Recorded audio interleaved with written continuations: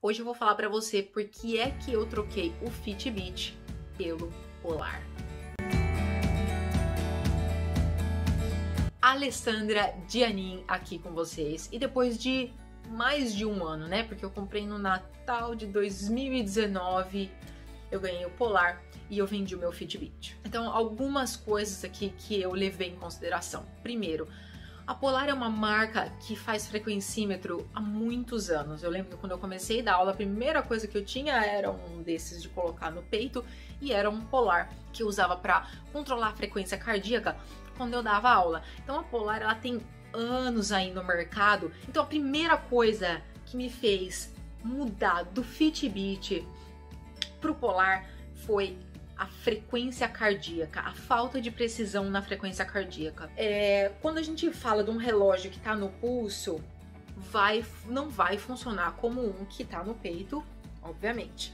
Mas a Polar, por ter já muito mais tempo de experiência nessa questão de trabalhar com a frequência cardíaca, eu comecei a ler bastante e pesquisar. Eu achei que seria uma boa, porque eu estava achando que o meu Fitbit não estava fazendo uma leitura correta da frequência cardíaca quando eu estava treinando. Então essa foi a minha razão número 1. Depois, razão número 2, eu queria monitorar mais o meu sono. O Polar tem uma coisa muito legal, que além de monitorar a fase mais profunda do sono, ele também usa a sua frequência cardíaca para medir aquele pico, a variação que a gente tem durante a noite, que é um dado importante que não tinha no Fitbit. E também, no dia seguinte, o Polar vai falar pra você, olha, sua noite foi boa, você pode treinar.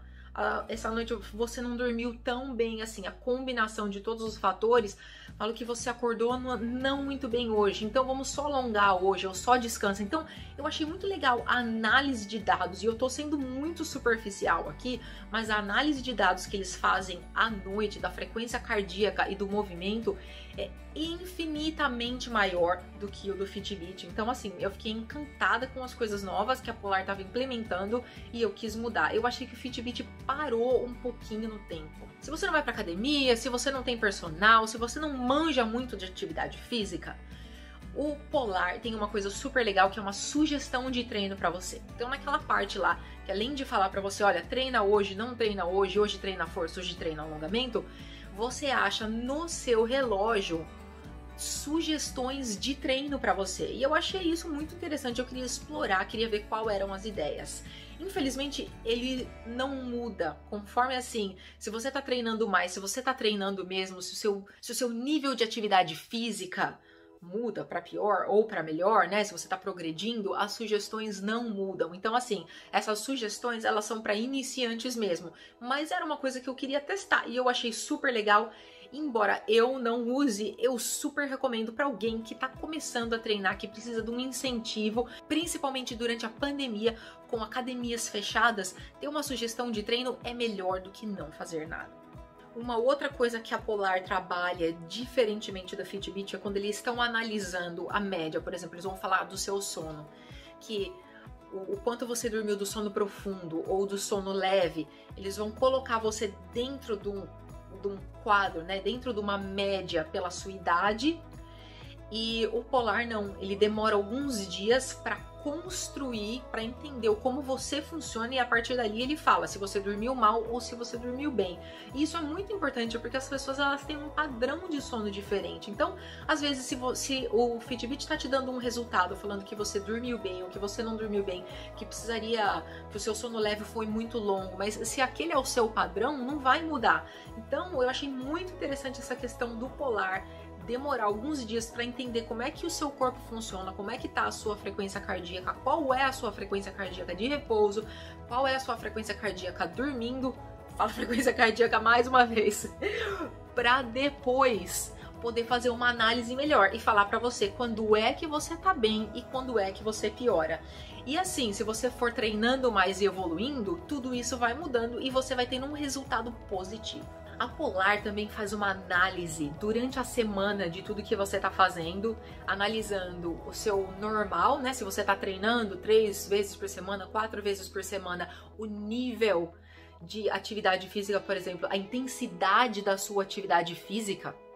E ele vai falar para você se você está se mantendo, se você está em overtraining ou se você está se destreinando, porque é muito legal, porque às vezes você pode estar fazendo uma atividade física mais intensa ou menos intensa e você não percebe isso e você acha que tá tudo ok e o relógio vai falar pra você, olha, essa semana você não trabalhou tanto a sua frequência cardíaca quanto você deveria, ou falar, olha, essa semana você trabalhou demais, dá um descanso aí, porque senão isso aí pode a longo prazo pegar suas articulações, se você mantiver esse ritmo por um período muito prolongado. Então, principalmente para quem está começando a malhar, eu acho que essa é uma ferramenta super importante para dar esse input, para falar para você o que é que está acontecendo de uma maneira que talvez você não entenda ainda. Então, as ferramentas, as estatísticas, os números que a Polar tem para você analisar, eles são infinitamente maiores e melhores do que o Fitbit estava fazendo antes. Mas vamos falar das coisas que eu não gosto do Polar ou que eu sinto falta. Uma coisa é quando você vira o seu relógio, o Fitbit ele acordava e a hora que você, como ele fez agora, e a hora que você batia a sua mão, ele desligava. E isso não acontece o tempo todo com o relógio da Polar. Então, principalmente à noite, às vezes eu me mexo e o relógio acorda, né? Eu quero desligar, ele não desliga, ele fica aceso. Então, isso é uma coisa que me incomoda um pouco à noite. E eu uso o relógio religiosamente, todo dia, o dia inteiro e a noite inteira, para entender como funciona o meu corpo. Outra coisa que eu sinto falta do meu Fitbit é que eu podia usar o GPay, o Google Pay, e pagar com ele. Com esse aqui eu não consigo usar isso. Então, se você usa bastante essa questão no relógio, é uma questão de segurança. Eu acho que para quem tá morando no Brasil, principalmente, às vezes você quer sair sem cartão, você pode só usar o seu relógio e você pode colocar código nele para você usar. Então eu achava isso bem interessante. Tomara que uma hora a Polar implemente isso nos relógios deles. Quando você faz um treino, eles vão te dar informação do que você trabalhou mais, a parte aeróbica ou anaeróbica, e a sua carga, que vai influenciar diretamente o treino da semana, mostrando para você se você foi produtivo, se você treinou demais ou se você treinou de menos. E eu vou deixar aí para vocês também essa explicação, que vocês podem parar, né, dar uma pausa e ler, que eu achei muito interessante para vocês entenderem um pouquinho mais como é que a leitura do sono funciona. Tem várias outras coisas que eu poderia falar do Polar ainda, como por exemplo da bateria, do quanto dura a bateria numa semana e explicar mais detalhadamente, mas o vídeo vai ficar muito longo. Então vai ficar mais fácil se vocês me enviarem as dúvidas que vocês têm com relação ao Polar Ignite, e aí eu posso fazer um segundo vídeo respondendo as dúvidas de vocês. Se você gostou desse vídeo, por favor, não esquece de deixar o seu like para me ajudar a distribuir esse vídeo para mais pessoas e me ajudar a divulgar mais o canal. Você pode compartilhar esse vídeo também. Eu vejo você no próximo vídeo. Tchau!